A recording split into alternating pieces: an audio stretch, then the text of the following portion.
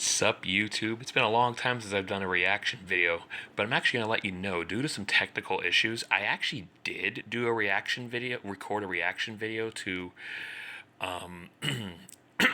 AVGN's previous episode, SimCity on the Super Nintendo, and I had it all put together. I recorded it in like 4 sessions because I was trying to record it while I was out and about, and occasionally a delivery request would come in the middle of recording, so I'd have to stop recording and go back to work. Right now, I'm at home, so that's not going to happen. On top of that, my phone was running out of space, so when I tried to edit each recording together and take out certain parts like ads and stuff like that, unfortunately, I guess my phone might not have had enough space to really do everything it needed to do. And there were complications with exporting because I have to kind of like be paying full attention to the thing on CapCut if it's a longer video. So I'm going to try to get this one done in one recording session. I may have to edit out ads. Hopefully, there's probably going to be mid-ad breaks. Dang it. I wish there was a ad blocker for YouTube on smartphone.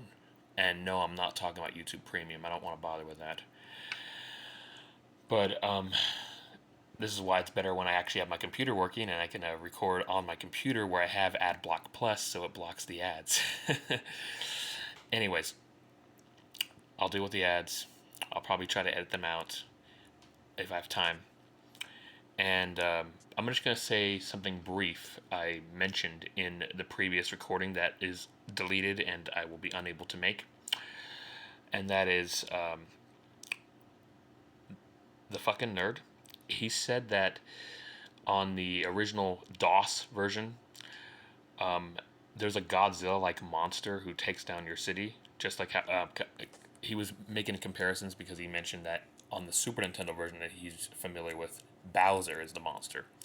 But yeah, there's a Godzilla-like creature on the DOS version, he claimed. But I actually played it on DOS. Like I played the original, or at least I think it was the original, and it wasn't a Godzilla-like creature. Instead, it was some big orange alligator that would be the monster. So I just wanted to point that out. I'm not sure. Maybe I had a different PC version than the original DOS. I'm not sure, or maybe I had the original DOS and he was talking about a PC version that came out a little later than the DOS version. I don't know, but anyways, I'm excited to react to this because I grew up in the 90s and I played Glover. I loved playing Glover back on the N64. And if Nintendo's watching, which they're probably not, but please put Glover on the N64 Online for Switch. I don't care that Hasbro, as far as I know, doesn't really make video games anymore. Just put it on there, man. It's a really fun game. It takes the platforming of Super Mario 64 to a different style. It has a lot more puzzle solving. Anyways, I'm sure the nerd is going to explain that. The fucking nerd's going to explain that. So why don't I just get started, and I'll try to get this done as quickly as I can because I got to have breakfast and go to work. Ever get that wavering feeling like you might have to take a shit, and the feeling gets stronger when you stand in a certain spot? Well, right now my compass is leading me toward the N64 shelf. Getting warmer, warmer. Ugh. There it is. Glover. First time I heard of this game, I was like, huh? Glover? Is it Danny Glover? How the hell could you think that?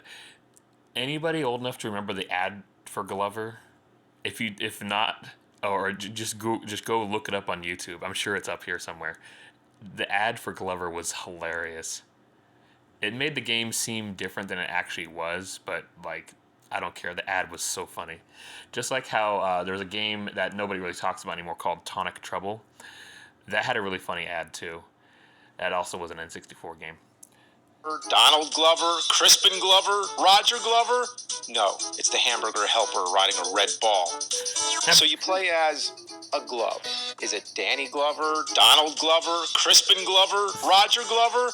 No, it's the hamburger helper riding a red ball. So you play as a glove. shit. I used to think it had something to do with Super Glove Ball, but that's Really? another game. Well, I You didn't probably know remember about that the one in my Power Glove episode. Yeah, way back. Together, these would make my list. Top 2 worst glove games. Hey. But Glover doesn't use the Power Glove, thank God. And luckily, after it left a shit skid inside the N64 toilet bowl, Zelda Ocarina of Time came along and pissed it away, only a week after it pissed us off. Trying to say this is Now, bad. honestly, when Glover first came out, it seemed pretty cool. But so did everything that was 3D. In the old days, all we had was 3D World Runner and pseudo 3D shit like that. Later, there were games like Jumping Flash on PlayStation, but it was Super Mario 64 that fundamentally changed the 3D platformer as we knew it. With its freedom to move around in a circle and even reposition the camera, it was a big deal.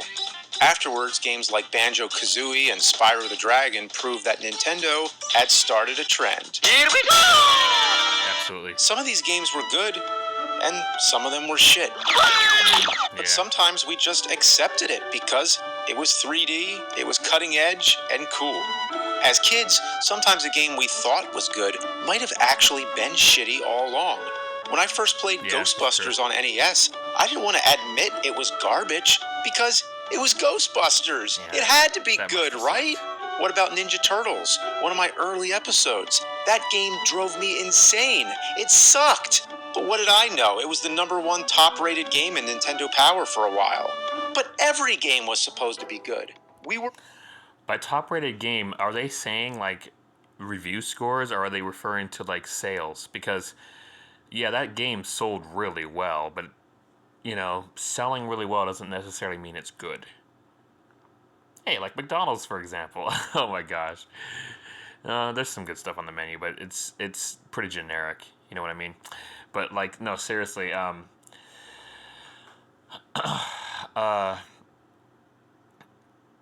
there's a lot of video games that have sold really well that weren't really that good.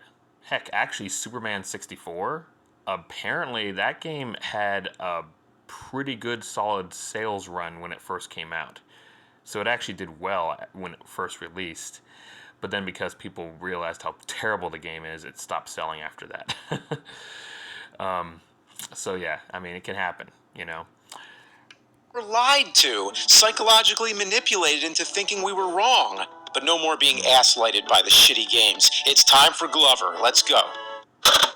Glover's a good game. Do not. The game opens inside a castle, and we're introduced to the red-nosed, drunken wizard who's recklessly throwing shit into a bubbling cauldron.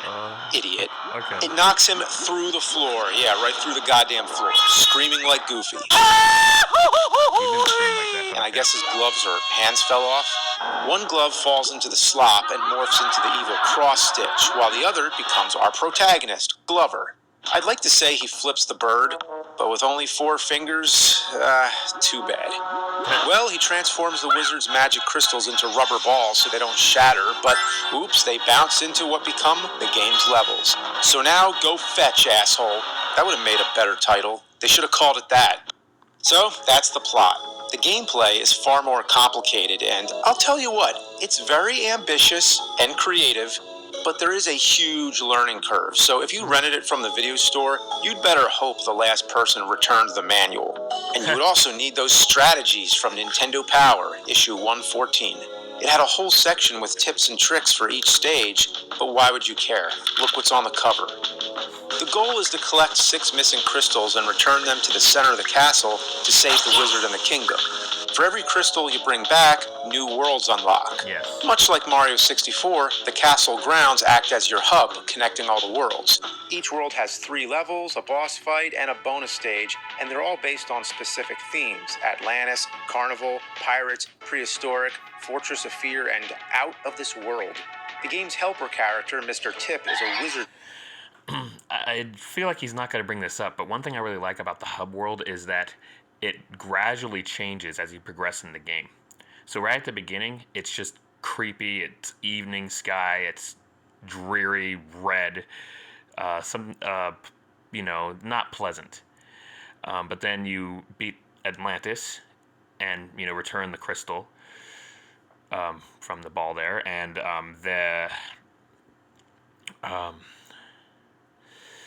it gets gradually easier. It gets gradually more visible. Like, it's not all fogged up. It's less fogged up. Then you beat then the next two worlds are the carnival. Then you get to choose between either doing the carnival or the pirates. I would suggest the carnival first. It's easier than the pirates. And next thing you return, there's less fog. The sky's nicer. The ground actually looks nicer. The ground's actually like dried up dead grass and dirt. After you complete those first three worlds, then you'll see some lightly green grass. It's not fully there, not fully lush, but you'll see it. And the music will also change. I forgot, the music actually gradually changes with each change to the hub world, which I think is really cool.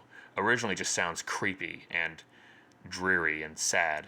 But then when you actually are able to see actual grass, even though it's like not that much grass, the music sounds better. It sounds a little more pleasant. Doesn't have the full jingle, but it's more pleasant. And the sky isn't blue yet. There's still some fog in the sky at that point, but you see the progress as you go on. And so after you beat those first three worlds, next you get to choose between either doing prehistoric or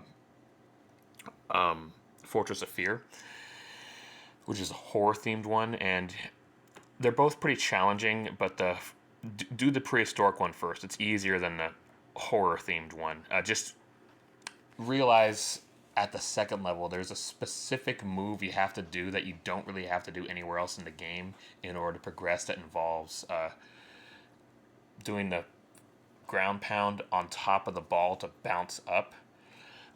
You never really have to do that anywhere else in the game. So I actually got stuck because I had never needed to do that at any other point in the game, so I didn't know what I was doing. But once you do that, yeah, you're fine. You'll beat that part of the level, and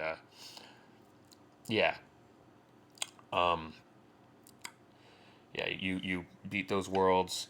The hub world will look a lot nicer. Then last is Out of This World, which is the outer space themed one, and you beat that. You return that crystal. You therefore beat the game, and you see the whole world restored. Beautiful lush green grass, beautiful clear skies. It's cool. I like the means of progression. Now that's on the N64 version. On the PS1 version, yes, there is a PS1 version. The cutscenes look better because it's CD instead of cartridge. But unfortunately, they didn't do that thing with the hub world. The hub world looks the same the whole time, fully beautiful and everything, instead of the progression of making the hub world be scary and dreary to making it get more beautiful, more clear to see, better grass, all that stuff, until you beat the game and it's beautiful. So I think it's really cool. I get the feeling the nerd's not going to mention it though, so I had to bring that up. Hat with googly eyes that give you tips, because it's one of those type of games where you need everything explained to you every step of the way. Kind of like that annoying office assistant Clippy. He's better than you that. use the B button to talk to him, but that's the same button to bounce the ball. So sometimes this kind of shit happens. Come on! I hate these type of characters. Shipigo. Here and Out of This World. The game's help every step of the way. Sorry. Kind of like that annoying office assistant Clippy. You use the B button to talk to him, but that's the same button to bounce the ball. So sometimes this kind of shit happens. Come on! We'll wait for the ball I to hate land. these That's type of easy characters. to do. You're in the air still. Shipigo. Okay. Oh God, really? Yeah, turn the game off. Alright. Shipigo. Okay. He hates this game. This game's awesome. Alright. Shit, pickle. Pickle. Shit, pickle. No. Thanks for the advice. Shit, pickle. Anyway, Mr. Tips is always showing up, telling you to do this, do that, tells you to collect Garibs. Wait. Garibs? I never. Collect Garibs to score points. Get 50 and win an extra life. Wow, that would help. If I knew what fucking Garibs are! It's really easy what they are. Come on, you can see them on the top left corner of your display. Oh God.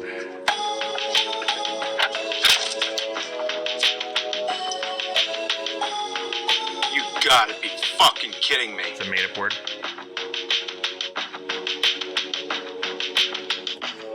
Okay. All right. Well, it's I also need to comment on this bird.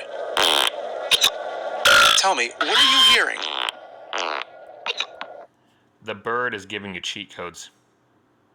Pause the game. When you play Glover, pause the game, press the C buttons. And I think you can use the A button as well. No, it's just the C buttons. And it will make those sounds. The bird is giving you cheat codes. So listen to the pattern of the fart, the click click, and the other sounds, and then press the corresponding buttons when you pause the game, and you'll enter a cheat code. It's as simple as that. Come on, man. Is it just me, or does the bird have gas? Out both ends. The objective of each level is to find the ball. Okay, wait, hold on now. The bird was farting. Sorry, I can't let that go. Anyway, you get the ball to the end goal while solving puzzles and avoiding obstacles. These obstacles range from your standard pitfalls and spike traps to spinning platforms, blowing fans, giant snowballs, falling rocks, etc. It's like playing Marble Madness, but if you also had to move a hand around to guide the ball by dribbling, smacking, throwing, and running on top of it. I don't even know where to begin with describing these controls. When you're running on the ball, for example, you have to be pushing the joystick in the opposite direction you're trying to go.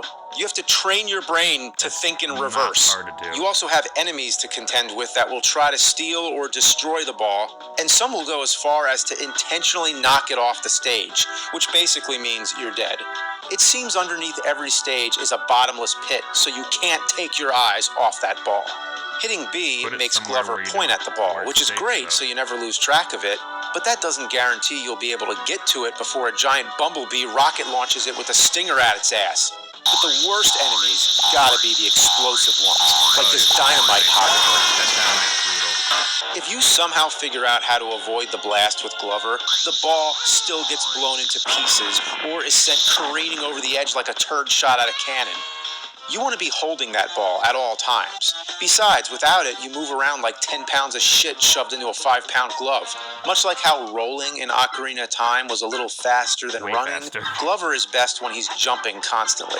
Every time you get a game over, you'll need to reload your save file and run all the way back to where you were from the castle gates. So get ready to hop, hop, hop, like a bunny on crack. Too bad Glover's little fingers don't make him move any faster. Thing from Addams Family could teach him a few pointers. You can change the ball's form by tapping the R button.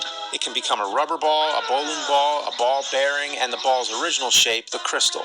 The crystal is very fragile. It's only useful for collecting more points, so don't try to bounce it unless you want to hear Glover scream like E.T. The crystal and rubber balls float on water, allowing Glover to ride them. The bowling ball and the ball bearing are naturally heavier and can sink, which is great for pressing switches underwater. And boy, will you be pressing a lot of switches in this game. The white switches with red stars, Glover can activate on his own by fisting them or fist slam, punching. And the red switches with yellow targets can only be activated by the ball. These switches will open up the next section of a course or a checkpoint. Each level has multiple buttons that you'll need to hit to progress, and oftentimes they're located at the end of difficult platforming sections. The amount of precision required in this game is something you would never understand unless you've actually played it. The only way I can even think to describe it is if you're familiar with those maze games with the tiny balls. It's kind of like that. When you play it, you have to give it your full concentration, and you say to yourself, I can do this, but you keep failing. Well, imagine if you were trying to play more than one maze at a time. You have both the glove and the ball to deal with. Keep your eye on Glover. Oops, you lost the ball. Keep your eye on the ball. Fuck, I died. This circus level in particular brings my piss to a boil.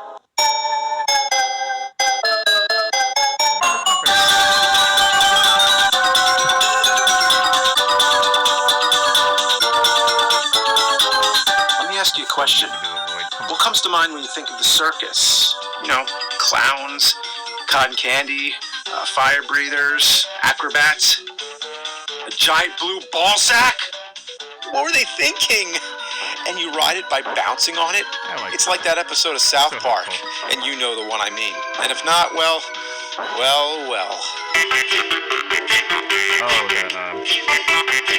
Okay, the one where they get from the ball. But check out this part. First, you need to cross 2 swinging pirate ships, but the momentum flings Glover and... In case you didn't hear me, that music gives away that the episode he's referring to is the one where they legalized weed in South Park, and Stan and his buddies wanted weed so bad that they gave themselves testicular cancer, and their balls were massive and they could bounce on them to move. That's what that was a reference to with that music. I actually never thought of it that way, but then again, Glover came out before that episode of South Park did. I'm not even sure if South Park even existed when Glover came out. I think it did. Like, maybe it was like on its first season, but yeah, not that episode though. The episode came out way later. So I wasn't even thinking about that when I played the game. The ball around like rag dolls. Every time I... But check out this part. First, you need to cross 2 swinging pirate ships, but the momentum flings Glover and the ball around like rag dolls. Every time I try to get on this damn thing... I forgot about this part, but I believe what I did to make it easier was instead of bouncing, I would actually throw the ball to the other side and then jump over. It either tosses me like a frisbee, or the ship moves and I fall to my death. Fuck. Here we go, here we go. That's easier. Here, Okay, that was a glitch. That wasn't supposed to happen.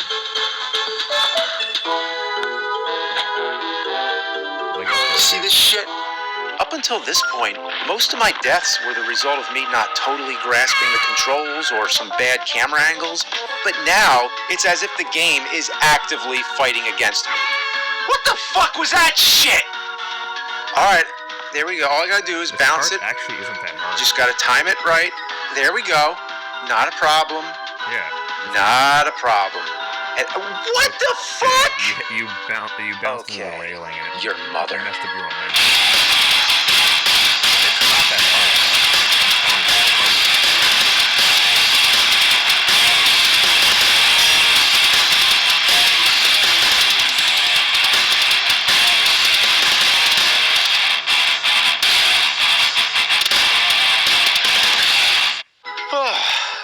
Once you finally make it across and take a ride down the slide, be prepared for any hope left in your body to exit your asshole.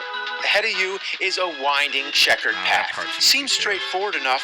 Well, as soon as you start rolling the ball down this thing, it starts tilting and turning all over the place like a goddamn tilt-a-whirl. Here we go. Making the turn. Yeah, it's easy. Whoa! The fuck happened?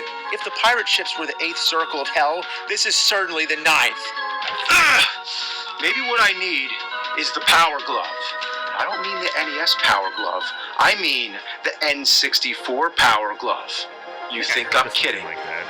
Do you think I'm kidding? No, I don't. I've heard of that. Yeah, I've heard of that. You didn't know! You didn't know the Nintendo 64 had the Reality Quest glove! I've actually heard of that glove. I never knew what it was called, but I've heard of it before. I saw a picture of it one time. I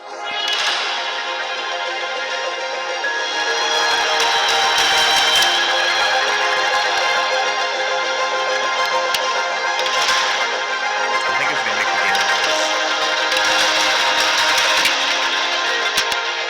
Yeah. Now let's crank it up to 11. Smell the glove!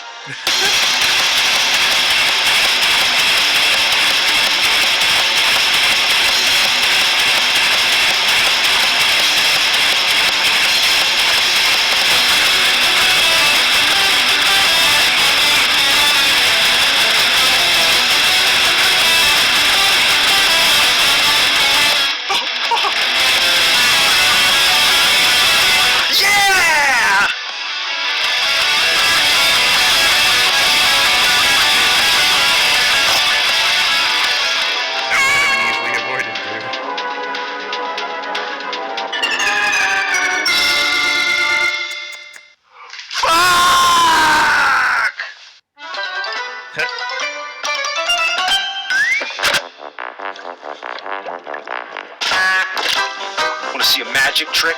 How about a magic shit?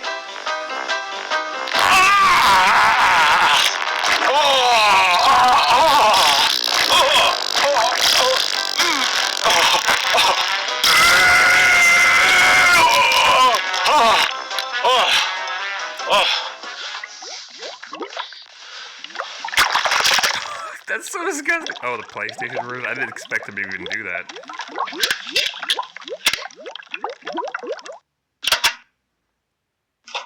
I thought he was just gonna ignore that. It's hard. There's hardly a difference. There's that difference I mentioned at the beginning, but it's the levels are the same.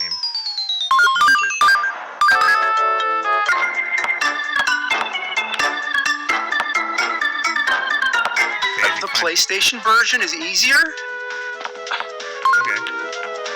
I still didn't think the N64 version was as brutal as making it out to be, though.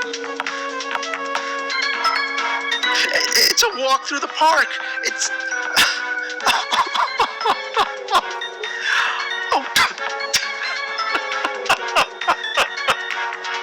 Why didn't I play this one instead? Yeah, I think it came out after the N64 version, I think. What the hell?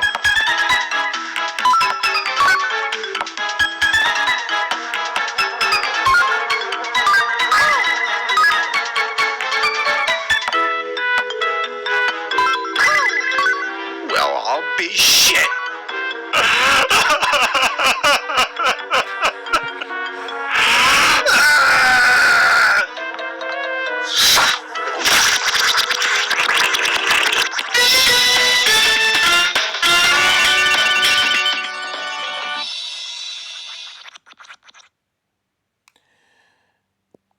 I don't have to do any editing. There were no mid-roll ads, surprisingly. Get out of the way. Okay, anyways.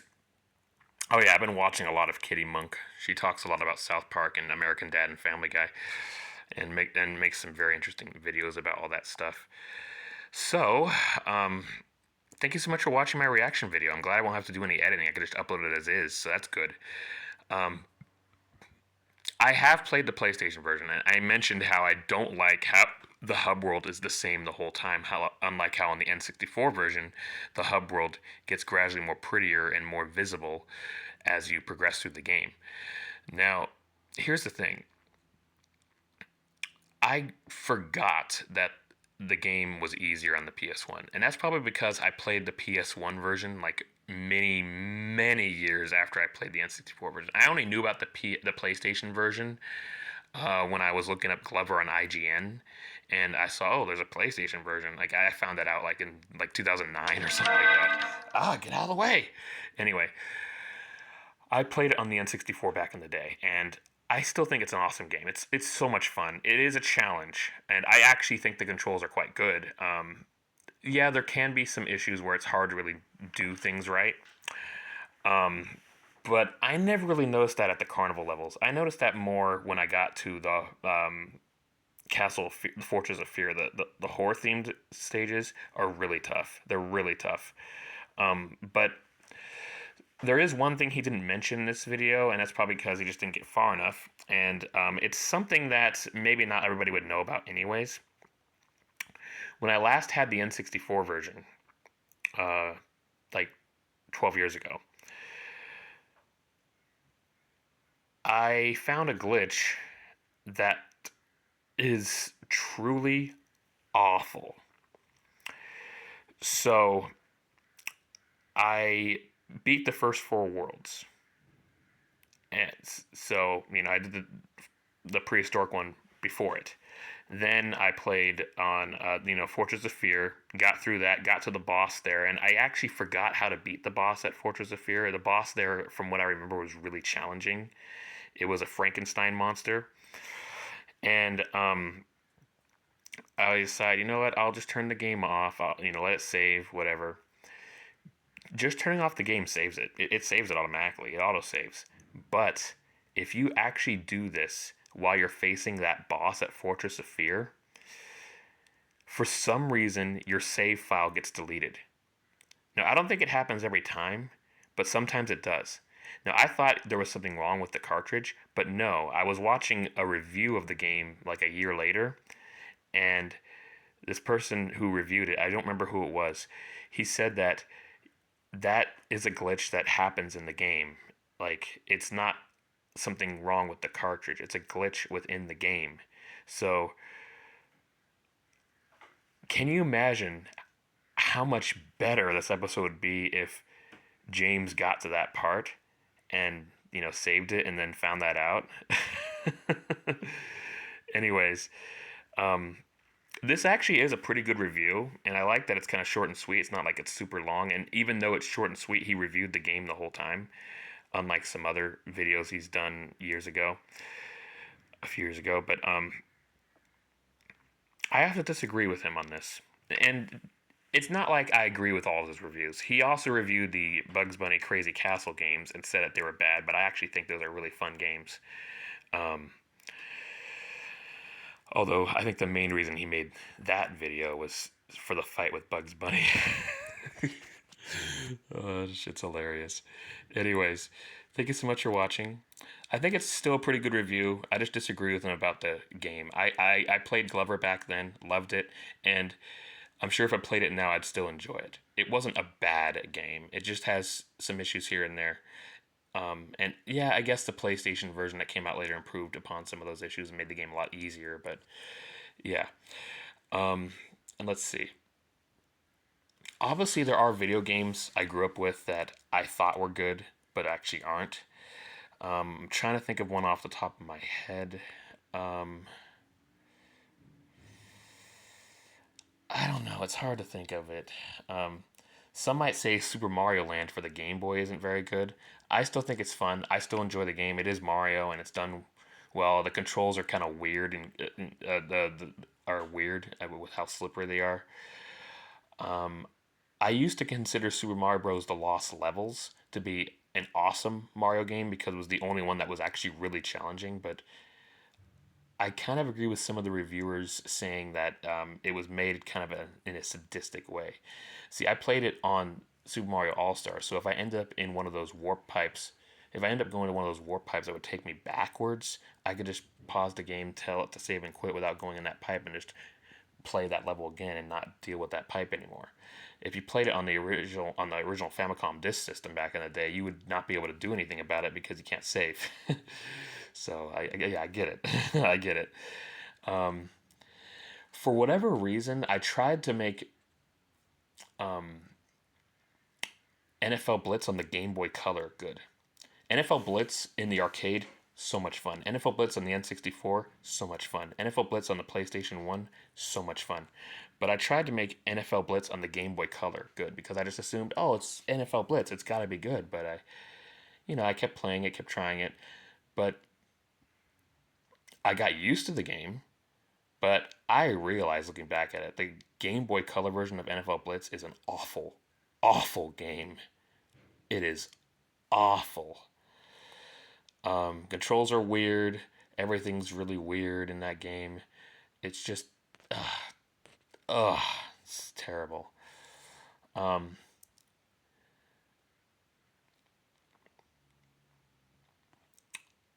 know there were some games back in the day I played that I thought, oh, okay, Frantic Flea on the Super Nintendo. I actually enjoyed that game back in the day. But looking back at it, no, that game's bad. That game's bad. Like, if you try to do the running, you're like going too fast, and your character's so big that you can't really see anything.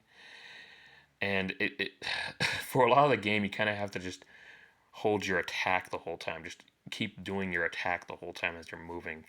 It's a very flawed game. Check out SNES Drunk and his review of Frantic Flea. You'll know what I mean. I actually managed to get pretty far in that game. It was one of the few games I actually bought at Hollywood Video. Hollywood Video was a competitor to Blockbuster Video, and even though we had Blockbuster Video here in Santa Rosa, we preferred Hollywood Video for whatever reason, and we always rented from there, movies and video games and so on. But yeah. There are some games that you play back in the day, you want them to be good. You don't want your time with them to be wasted, and you realize later, no, that those games were bad. Frantic Flea. I don't think Glover is one of them though. Glover is a good game. It has its issues, but I enjoy Glover. I think it's a great game. Nevertheless, though, I think this is a pretty good AVGN episode. He did some of the classic things he does, but kind of a new twist to it. I actually assumed he would not talk about the PlayStation version, but he did. So that was cool. That one's not as well known. Anyways, thank you for watching.